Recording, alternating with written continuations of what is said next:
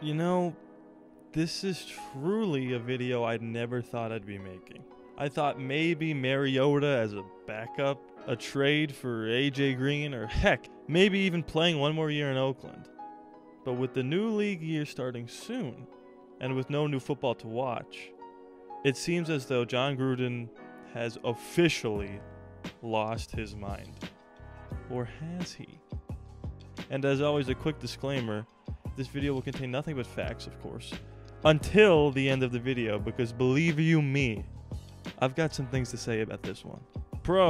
Tom Brady is quite literally the GOAT, the greatest of all time, the greatest to ever play the quarterback position.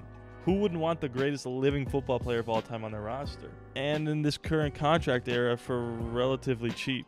The Las Vegas Raiders have the money and the talent offensively to compete now, so why wouldn't you jump at the chance to sign Tom Terrific? Well, because that brings us to our first con. The Raiders would have to trade, or even worse, cut Derek Carr. This is the part where, if you thought this was going to be into the pro section, that I ask you to leave. Yeah, you absolutely heard me right. Kindly close whatever you're watching this one on. I already got your view. Goodbye. Obviously, I'm joking. If you think the Raiders should move on from Carr, then that's totally fine. But sticking to facts only here, Carr and Brady's numbers are almost identical last season. So the thought of swapping out a younger Carr for an ancient Brady doesn't seem like the move. Mike Mayock gets to make more picks. With Carr gone, most likely for a draft pick or 3, Mike Mayock will get more opportunities to match his amazing 2019 picks. And with Brady in his late 70s, it only makes sense for Mayock to pick his first quarterback to learn under Brady. However, if he misses on the QB, the move could be a colossal mistake. Con. We may be starting over at quarterback. Jason Campbell, Bruce Gradkowski, Terrell Pryor, Matt McGloin, Carson Palmer, Jamarcus Russell. If those names don't make you wince as a Raider fan, then there really isn't much that will. If Brady's 2 years don't result in a Super Bowl, and Mayock misses on our next franchise quarterback in the draft, the Las Vegas Raiders will fall back into quarterback purgatory. So those are the biggest pros and cons of the Raiders signing Brady. Where do I land on this?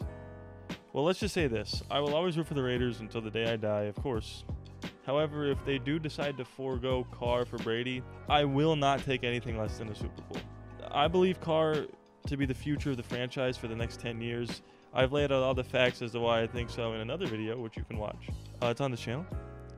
I've always said Gruden seems to be trying to turn Carr into Brady since the day he got here.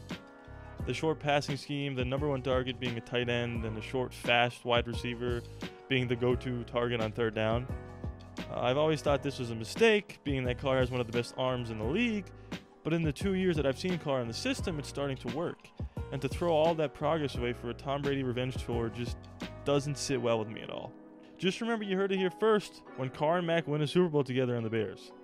With all that being said, when I picture the first game of the season on Sunday night, with a pissed-off Brady donning the silver and black, leading the team out of the tunnel, I can't say that a part of me doesn't like what I see.